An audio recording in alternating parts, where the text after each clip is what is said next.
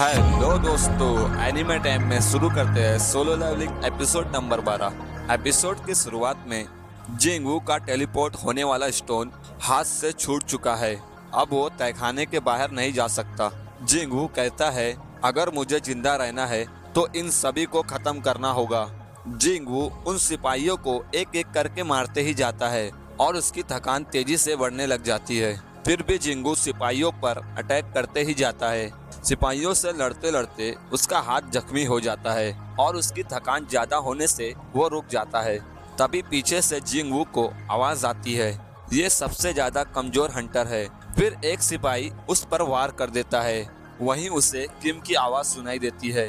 ये एक बार E rank तहखाने में गया था, लेकिन ये ज्यादा देर टिक नहीं पाया था और इसे जल्दी से हॉस्पिटल ले जाया गया था। फिर जिंगू को सॉन्ग की आवाज आती है, अब बस करो, अपने आप को इतना क्यों थका रहे हो। वहीं जूही भी कहती है, ये सब सही कह रहे हैं, तुम हार मान लो। फिर जिंगू खुद की आवाज सुनता है, तुम्हें कुछ ऐसा ही चाहिए था ना, लगता है तुम्हें और भी कुछ चाहिए जिंगू। यहाँ हंटर के प्रेसिडेंट जिनचुल को कुछ बताता है, जोजू आइलैंड पर जब तीसरी बार जंग हुई थी तो मेरा शरीर मेरा साथ नहीं दे रहा था और यही वजह है मैं वहाँ नहीं जा पाया। उस टाइम 1000 से ज्यादा लोग मारे गए थे और जो हंटर बचे हुए हैं वो भी खौफ में हैं। यहाँ जिंगू अपने आप को सुनते हुए काफी परेशान हो जाता है। वो कहता है तुम्हारी हाइट और शरीर मजबूत क्यों ना हो गया हो, लेकिन अब भी तुम अंदर से कमजोर हो।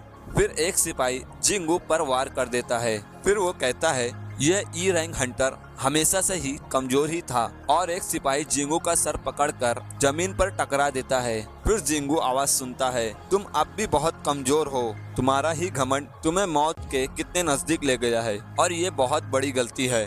जिंगू कहता है अब फिर से वही सब होगा जो उस तहखाने में हुआ था, लेकिन उस वक्त हुआ क्या था। और एक सिपाही जिंगू पर आखिरी हमला करने के लिए आता है। फिर जिंगू सुनता है शायद तुम्हें अभी मारने का इरादा नहीं है तो हम फिर मिलेंगे। सिपाही के हमले से पहले जिंगू का सिस्टम पैलेंटी जोन में ले आता है। जिंगू ने डेली मिशन को पूरा नहीं किया था, इसलिए सही टाइम पर पैलेंटी जोन में आ जाता है। जिंगू का थकान का लेवल 90% बढ़ जाता है। फिर वो अपने स्टोर से एनर्जी और जख्मों को हील करने वाली दवाई को पीता है। तभी उसके सामने ड्रैगन जैसे कीड़े आ जाते हैं। जिंगू तेजी से उन पर हमला करने के लिए जाता है।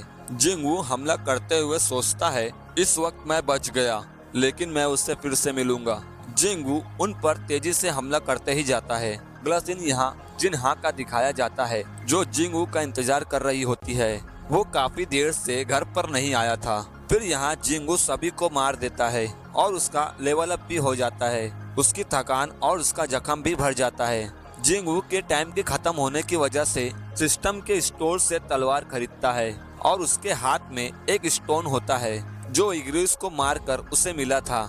उस स्टोन को तोड़कर उसकी पावर अंदर लेता है। वो पावर ऐसी है जो इग्रिस किसी भी चीज को दूर से हाथ में ले आता है। जिंगू उस पावर को उन बड़े कीड़ों पर यूज करता है। उसकी साइज बड़ी होने से कोशिश नाकाम हो जाती है। जिंगू का टाइम अब पूरा हो जाता है। फिर जिंगू उन सिपाहियों के पास उसी जगह पहुंच जाता है। अगला सीन यहाँ चोई अपनी टीम को लेकर जोजू आइलैंड के करीब पहुंच जाता है। पायलट बताता है माना क्रिस्टल की पानी में से एनर्जी निकल रही है। यहाँ जिंगू सारे सिपाहियों को मारते ही जाता है। उनको मारने के बाद भी उनकी तादाद बढ़ते जाती है। तभी जिंगू उन जादूगरों को देखता है जो सिपाहियों के पीछे खड़े होते हैं। जिंगू समझ जाता है ये सभी जादूगर उन गेट से सारे सिपाहियों को बुला रहे हैं। जिंगू जंप मार कर जादूगरों पर हमला करता है। उसे मारते ही कुछ सिपाही अपने आप ही मर जाते हैं। फिर जिंगू एक एक करके जादूगरों को खत्म करते ही जाता है। कुछ जादूगर जिंगू से बचते हुए एक साथ होकर ऐसा जादू करते हैं जो उस गेट में से एक बड़ा मॉन्स्टर भी निकल आता है। जिंगू उस बड़े मॉन्स्टर से बचते हुए और सिपाहियों को रास्ते से हटाकर उन जादूगरों के पास पहुंचने की कोशिश करता है। तभी वो मॉन्स्टर अचानक से ही हमला करता है। जिंगू उस हमले से बचकर कहता है शायद इन जादूगरों को पता नहीं है पर ये मॉन्स्टर जितना बड़ा होगा तुम्हें मारने में ही उतनी आसानी होगी, और फिर उन जादूगरों को भी मार देता है। वो बड़ा मॉन्स्टर जिंगू पर फिर अटैक करता है। जिंगू कहता है मैं सभी जादूगरों को मार दिया हूँ तो तू मुझसे कैसे बचेगा। जिंगू पूरी ताकत से वार करता है। उस वार से मॉन्स्टर के टुकड़े टुकड़े हो जाते हैं। उसका सिस्टम बताता है अब तुम्हारी जॉब चेंज हो रही है, तुम्हें एक क्लास मिलेगी। तुम जितने लोगों को भी मारोगे उन सभी लाशों की आत्मा को तुम अपनी ओर कर सकते हो और गुलाम बना सकते हो। जिंगू सुनकर कंफ्यूज हो जाता है और वो जादूगरों को देखकर सोचता है ये सब इतने ताकतवर नहीं थे, लेकिन मेरी ताकत इनसे कई ज्यादा थी और ऐसा रूल नहीं है इन्हें अपनी ओर करने के बाद मैं आगे जाकर लड़ूं। अगर मेरा लेवल अप बढ़ेगा तो इनकी ताकत भी बढ़ेगी। फिर जिंगू एबिलिटी को यूज करने के लिए एक्सेप्ट करता है। एक्सेप्ट करते ही उसके आसपास एक दायरा बनता है और वो एबिलिटी जिंगू के अंदर आ जाती है। पावर आते ही उसे कुछ आवाज सुनाई देती है। जिंगू का सिस्टम बताता है इस एबिलिटी को यूज करने के लिए तुम्हें हुक्म देना होगा।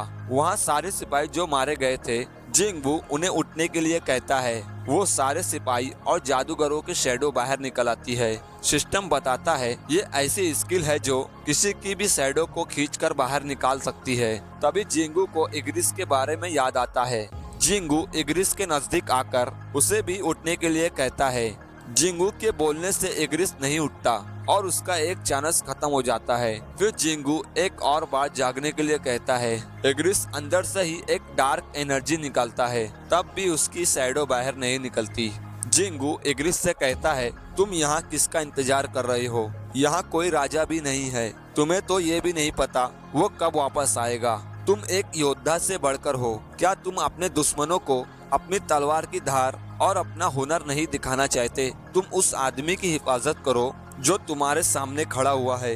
तुम ऐसे सिंहासन की देखभाल कर रहे हो जो वो कब का जा चुका है।